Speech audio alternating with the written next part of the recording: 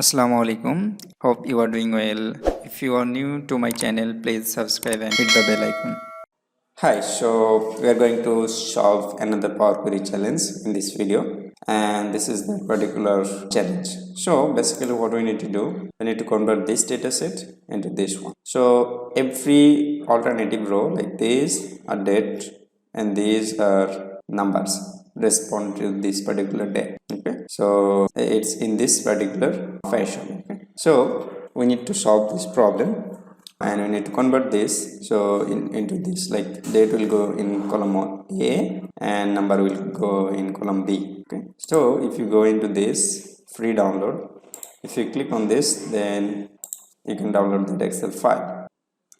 I already downloaded one, so this is the new one, and let's see.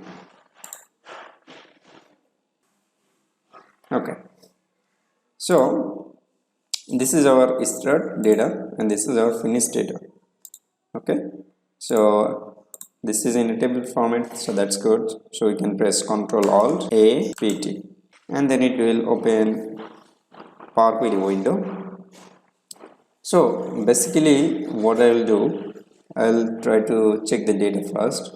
So if you check this data, that it should have a date, but this is not. It should have a date, this is not.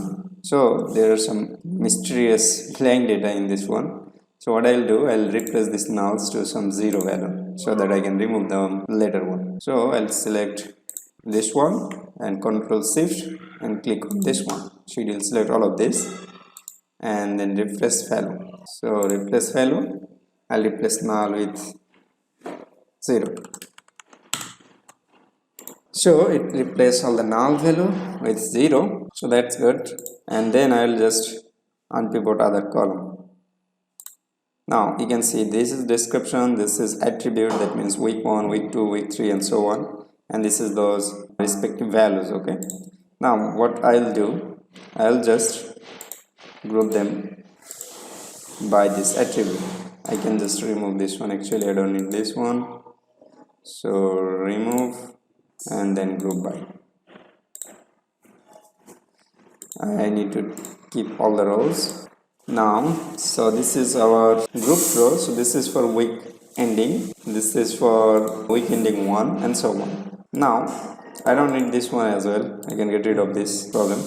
Now I do have this 4 table that I need to convert into proper data set. So here I will make a duplicate because I want to convert this into a function later on. I'll pick the last one, that is week 4, because that has some bad data. Okay, like sometimes the date is missing and value is also missing. I don't need this one, I'll remove this one. Now I'll show you that table dot alternate rows. So it takes the table reference, it takes the offset means before skipping any row how many it need to take. So we'll take 1 row and then it's saying skip how many row we need to skip, 1 row, and take after skipping how many we need to take, so that is 1. So basically what it will do, it will just take, this should be a date, right? So this should be a number and this should be a date. So basically it takes 0 and then date, again 0 0 because there are some other missing data, this one. So let me show you for another one. So this is saying country 4, instead of 4 let's say press 3. Now you can see that this basically taking all the dates. Okay, so I'll just reset it to this 4. Okay, so these are dates. Now if I want to convert this into a list, so I need to just say value, because value is the column name. I can just pick this again. So this is for date and this is for those number, like paid employee based on that particular date. So 0, that means I am not taking anything at the beginning, and I am skipping 1, and after skipping I am taking 1. So let's say, now you can see that this is the dates and this is the numbers, like 237 and so on. So this is how I'm just taking, separating those dates and number using this table dot alternate rows. Now what I'll do, I'll just say list.zip. So this list.zip will take one item from each list and convert a long list like this. So, and this one, so this is for this particular date, and this is for this particular date, and so on. Now I can just say table dot from rows this. So it's taking a list as a rows. So this on row, this is another row, and so on, and then column names. So date, and you can just say number of paid employee. Close this. Now this convert into a table. Okay. Now I can get rid of this. Those actually basically 0. Dates is 0. That means there was no specific date. So you can just get rid of this one. Now you can see these are the date and these are the corresponding value for this particular data set. If I go into this section, instead of 4, if I just say okay 2, pick 2, and go into this section, now I do have more dates. Okay. Now I can just convert this into a date. So I need to convert this into a date time first. So date time, and then I can convert this into a date. Add a new step. So this is that particular date, and this is on that particular date.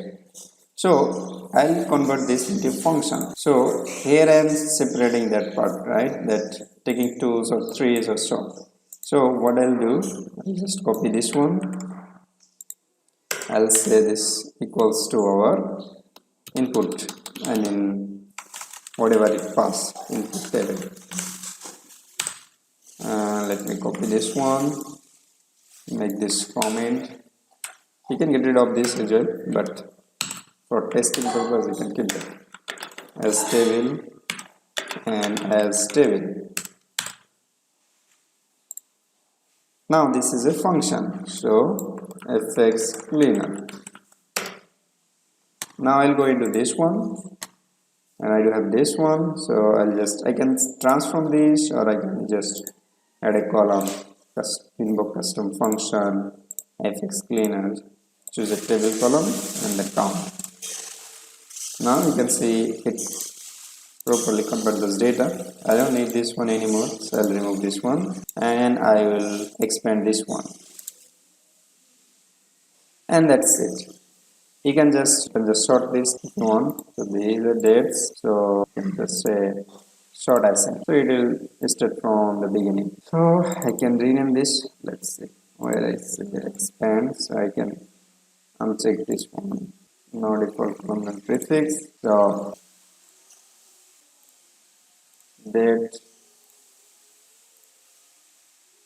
So this is our final line data.